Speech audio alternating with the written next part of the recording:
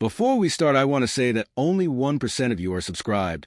Please subscribe because at 1,000 subscribers, I will post a special video for you.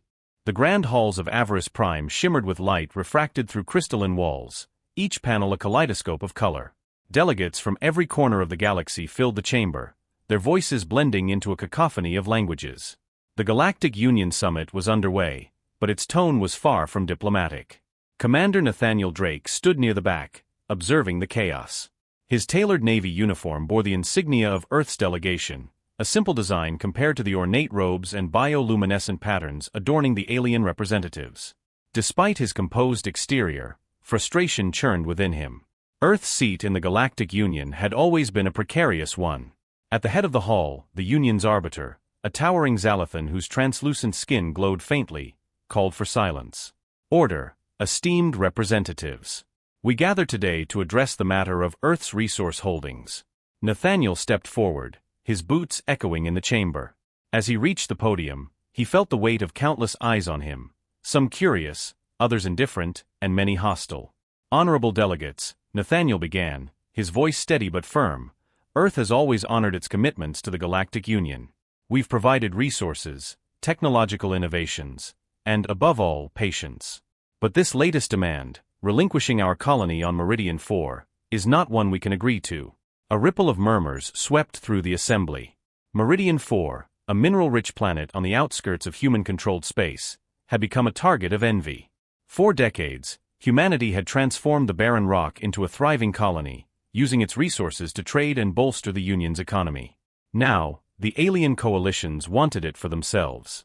An Etherian delegate, her carapace gleaming under the chamber lights, stood to speak. "Humans," she hissed, her mandibles clicking, "you are young, untempered. Your claim to Meridian 4 is tenuous at best. The Union requires those resources for the stability of the galaxy." Nathaniel's jaw tightened. Earth's colony is not up for negotiation. We've poured generations of effort into Meridian 4, and its resources sustain billions of our people. If stability is truly your concern, perhaps you should consider your own planet's management instead of siphoning from ours. A deep, rumbling laugh filled the room as a representative of the Kroval Dominion, a massive warlike species with obsidian scales, rose. Bold words for a species that barely earned its place here. If the Union demands, you will comply. Or perhaps you'd prefer to test your fragile fleets against ours. Nathaniel met the Kroval's gaze without flinching. Humanity has always sought cooperation, not conflict. But if you think we'll surrender to threats, you gravely underestimate us. The chamber erupted in arguments, each species voicing opinions ranging from scornful amusement to cautious support. Nathaniel's heart sank as he realized that most leaned toward the former. Humanity, despite its contributions, was still seen as a minor player, an upstart civilization with no real weight. The arbiter raised a glowing hand, silencing the room. Enough. The council has heard the arguments. A decision will be made tomorrow. This session is adjourned. Backroom conversations. As the delegates dispersed, Nathaniel remained, staring at the podium. His second-in-command, Lieutenant Mira Solis, approached. "That could have gone worse," she said, her voice carrying a hint of sarcasm. Nathaniel shook his head. "They've already decided. Meridian 4 will be taken from us, either by decree or by force. They think we'll roll over, just like we always do." Mira frowned. "What's the plan?" Nathaniel's voice hardened. "We've tried diplomacy. We've swallowed insult after insult, bent over backwards to prove our worth. And still, they treat us like children playing at the grown-ups' table. If they want a fight, we'll give them one." Myra's eyes widened slightly, but she nodded. "Understood, sir." The breaking point. That evening, Nathaniel sat in his private quarters, reviewing reports from Earth. News had just come in. A human trade convoy near Meridian 4 had been ambushed by unidentified forces. Thousands of civilians were dead, their ships obliterated. The Union refused to acknowledge responsibility, dismissing it as a tragic misunderstanding. Nathaniel slammed his fist on the table, the datapad shattering under the force. "Misunderstanding," he muttered bitterly. "They've crossed the line." A soft chime interrupted his thoughts. A hologram of Earth's president, Elena Torres, flickered to life. Her expression mirrored Nathaniel's fury. "They killed our people, Nathan," she said, her voice trembling with controlled rage. And now they're trying to strip us of our future. The Council has decided. Meridian 4 is to be vacated within a standard cycle. Nathaniel's fists clenched. We can't comply. It's not just Meridian 4. If we let this happen, they'll take more. They'll keep pushing until we have nothing left. Elena nodded. Agreed. I've convened the World Council. The decision is unanimous. Humanity will no longer bow to the Union. We'll fight. Nathaniel straightened, a spark of determination lighting in his eyes. Then I'll see it done. Setting the stage. The chapter ends with Nathaniel gathering Earth's military and scientific leaders. Plans are set into motion for a full mobilization of humanity's resources. Engineers work to develop new technologies, and spies infiltrate Union territories to gather intelligence. Humanity's patience, long tested and finally shattered, transforms into a quiet, burning resolve. Nathaniel stands before a group of Earth's most brilliant minds. For centuries, we've played the role of peacekeepers, builders, and negotiators. But the galaxy has made one thing clear: they'll never respect us until we force them to. So we'll show them the strength they've overlooked. Let this be the last time anyone dares to test humanity's patience. The chapter closes with Nathaniel staring out a window at Earth's bustling surface below, the stars beyond now feeling more like a battlefield than a frontier of hope. Nathaniel sat in the shadowed chamber of Earth's diplomatic outpost, the cold hum of the holographic comms the only sound. Across from him stood a projection of the Galactic Union Council chamber, filled with the same delegates who had dismissed Earth's pleas just days before. This time, their tone was sharper, more impatient. "The decision is final, Commander Drake," intoned the Arbiter. "The Union's security demands outweigh the interests of any single member. Earth will vacate Meridian 4 within one cycle, or sanctions will be enforced." Nathaniel's voice remained calm, though his hands clenched behind his back. "And what of the attack on our trade convoy? Thousands of civilians lost, and the Union's response is silence." The Etherian delegate leaned forward, her mandibles clicking in what could only be disdain. "We've already stated it was a misunderstanding. Assigning blame serves no purpose. Perhaps if humans weren't so protective of their meager resources, such incidents would be avoided." A ripple of laughter swept through the chamber. Nathaniel's patience was hanging by a thread. He knew this wasn't just about Meridian 4.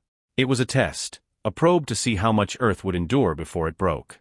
"You demand we relinquish our colony," Nathaniel said, his voice tightening. "You dismiss the slaughter of our people as collateral damage. What exactly do you expect from us?" The Kroval delegate stood, his towering frame filling the holofeed. "Submission," he growled. "You've been tolerated because you are useful. But if you persist in defiance, we will remind you why the Kroval Dominion was never challenged." Nathaniel's expression hardened. "Tolerated. Useful. That's how you see us." "You should be grateful for your place here," the Arbiter cut in. "This discussion is over. Comply, or face the consequences." The transmission ended abruptly, leaving Nathaniel in the dim light of the chamber. He stood motionless for a moment, then turned and slammed his fist into the console. Sparks flew, and the cold hum fell silent. He took a deep breath, then another. "No more," he muttered, his voice low but seething with resolve. "No more." Nathaniel walked into the war room of the Earth Council's headquarters, where the planet's most powerful leaders waited. Maps of the galaxy sprawled across the table, dotted with markers showing Union strongholds and human territories. All eyes turned to him as he entered. "It's done," he said, his voice cutting through the tension. "The Union has ruled. We have one cycle to abandon Meridian 4, or they'll enforce their decision with sanctions, and war if necessary." President Elena Torres, seated at the head of the table, folded her hands. "And the convoy attack?" "Dismissed." "A misunderstanding," Nathaniel said bitterly. "They killed thousands, and they expect us to bow." The room erupted in anger, voices overlapping in frustration and disbelief. Elena raised a hand, silencing them.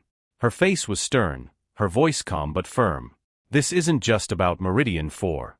They've been chipping away at us for years. First the tariffs, then the forced resource allocations. Now this. If we give in, they'll keep taking." Nathaniel nodded. "We've tried diplomacy. We've played by their rules, swallowed their insults, and sacrificed our people. And still, they see us as nothing more than tools." If we don't stand now, we'll never stand at all. Elena looked around the table. Then we're agreed. Earth will not comply. Prepare the fleets. Inform our allies. It's time humanity showed the galaxy what we're capable of. Across Earth, preparations began. Factories worked around the clock to produce weapons and ships. Engineers developed new technologies to counter the Union's advanced fleets, while scientists pushed the boundaries of biology and physics to give humanity an edge. Spies infiltrated Union territories, gathering intelligence on enemy weaknesses. Nathaniel oversaw the mobilization from a command center buried deep beneath the surface. Every decision weighed on him, every report a reminder of the stakes. He thought of the faces of those lost in the convoy attack, of the children on Meridian 4 who now faced the threat of war. He thought of the years spent in diplomacy, of the patience he had cultivated, only to be met with scorn. One evening, Mira entered the command center, holding a datapad. "Fleet readiness is at 70%, she reported. "We'll be ready to engage within the week." Nathaniel nodded. "Good. We'll strike first. Catch them off guard." Mira hesitated, then stepped closer. "You think they'll back down?" "No," Nathaniel said simply. "But they'll learn. The galaxy will learn." The first shots were fired not by Earth, but by a Union task force sent to enforce the evacuation of Meridian 4. A small fleet of Kroval warships descended on the colony, destroying orbital defenses and demanding surrender. What they found instead was a trap. Earth's forces, hidden in the asteroid belt, unleashed a barrage of missiles and railgun fire, tearing through the Kroval ships before they could react. It was the first victory of many, a small but significant step in a campaign that would shake the galaxy. As the news spread, Nathaniel addressed Earth in a broadcast. His face, calm but resolute, filled screens across the planet. "For decades, we sought peace. We offered cooperation. We endured humiliation. No more. Humanity has waited patiently for the galaxy to see us as equals.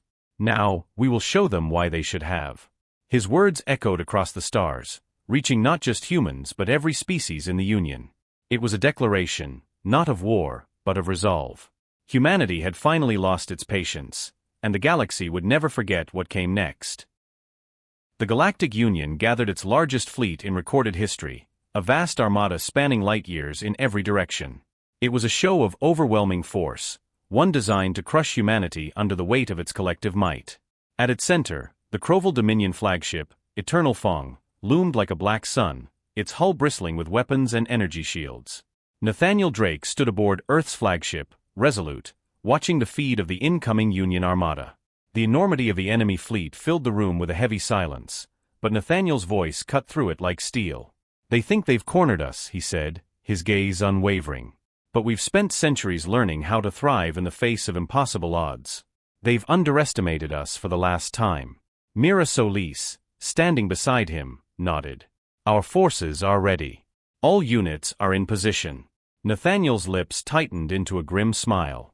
"Then let's show them what happens when humanity decides to fight." The battle began with the Union armada advancing in coordinated waves, their strategy overwhelming Earth's defenses with sheer numbers. But humanity had prepared. Hidden fleets, cloaked by advanced stealth technology, emerged from asteroid fields and nebulae, striking with precision. Drones armed with EMP bursts disrupted the Union's formation, and Earth ships exploited every vulnerability. On board Resolute, Nathaniel directed the battle with calm precision. His every command was calculated, each maneuver designed to outwit the Union's overwhelming force. Earth's tactics were unorthodox, relying on feints, ambushes, and asymmetric strikes. It wasn't about brute strength, it was about adaptability and ingenuity. The Union's forces struggled to adapt. Their rigid hierarchy and reliance on predictable strategies left them vulnerable to humanity's chaotic brilliance. Kroval warships, once thought invincible, were crippled by swarms of nanotech-infused drones. Biological weapons tailored to alien physiology spread through their ranks, incapacitating entire divisions. Despite the successes, Earth's forces took heavy losses. Ships were obliterated, and the vacuum of space became a graveyard for both sides. Nathaniel felt every casualty like a weight on his shoulders, but he pressed on. This was more than a battle, it was survival. On the surface of Meridian 4, a smaller conflict raged. Kroval ground troops had landed, their war machines towering over the human defenses. But the planet's defenders fought with a ferocity born of desperation. Guerrilla tactics, traps, and bioengineered creatures turned the landscape into a nightmare for the invaders. Mira led the defense, her unit outnumbered but determined. As Kroval war machines advanced, her team unleashed modified cordyceps spores, which infiltrated the alien constructs and disabled them from within. The Kroval, unaccustomed to such unpredictable warfare, faltered. Mira gritted her teeth as she watched the invaders retreat. "They think they're unstoppable," she muttered, aiming her rifle at a retreating war machine. "Let's remind them they're not." The turning point came when Nathaniel identified a critical vulnerability in the Union Armada. The Kroval flagship, Eternal Fong, acted as the command hub for the entire fleet. If it fell, the Union's forces would descend into chaos. Nathaniel devised a risky plan. A small team would infiltrate the flagship using cloaked ships, disabling its core systems from within. He volunteered to lead the mission personally, despite Myra's protests. "You're too valuable to risk," she argued. "And this mission is too important to fail," Nathaniel replied. "If we succeed, we end this war. If we fail, at least we'll take them with us." The infiltration team slipped through the Union's defenses, their cloaked ships docking with Eternal Fong. Inside, Nathaniel and his team moved quickly, planting explosives and hacking into the ship systems. The Kroval, unprepared for such a bold assault, scrambled to respond. Nathaniel reached the command center, where General Kraln waited. The massive Kroval warrior growled, his obsidian armor gleaming in the dim light. "You dare board my ship?" Kraln roared, drawing a blade as long as Nathaniel's arm. Nathaniel stood his ground, his weapon steady. "You've spent this war underestimating us. That ends now." The two clashed in a brutal fight, Kraln's strength against Nathaniel's agility and cunning. Despite his size, Kraln found himself outmaneuvered at every turn. Nathaniel exploited the Kroval's arrogance, leading him into traps and using the environment to his advantage. Finally, Nathaniel delivered a decisive blow, disabling Kraln and leaving him gasping on the floor. "This war is over," Nathaniel said, his voice cold. "Earth doesn't bow." As the explosives detonated, Nathaniel and his team barely escaped the flagship. The Eternal Fong erupted in a brilliant explosion, its destruction sending shockwaves through the Union fleet. Without their command hub, the Union forces fell into disarray. The remnants of the Union Armada retreated, their once mighty fleets scattered and broken. Humanity, battered but unbroken, had prevailed. The galaxy watched in stunned silence as the news spread. The Union, which had stood unchallenged for millennia, had been brought to its knees by the species they had mocked and underestimated. Nathaniel addressed Earth and the galaxy from the Bridge of Resolute. His image was broadcast to every corner of the Union. "For too long, humanity endured your scorn. We sought peace, but you offered only exploitation. You believed our patience was weakness. You were wrong. We are builders, survivors, and warriors. And we will not be underestimated again." The Kroval warships drifted in pieces, their hulking remains scattered across Meridian IV's orbit like a grim warning. Across the galaxy, the Union's member species received the news with shock. Humanity's retaliation had been swift and devastating, a far cry from the patient diplomats they had once known. In the shadowed halls of the Galactic Union Council chamber, panic spread like wildfire. The Arbiter and other leaders scrambled to respond, but it was clear that Earth's strike had shattered their assumptions about humanity's meekness.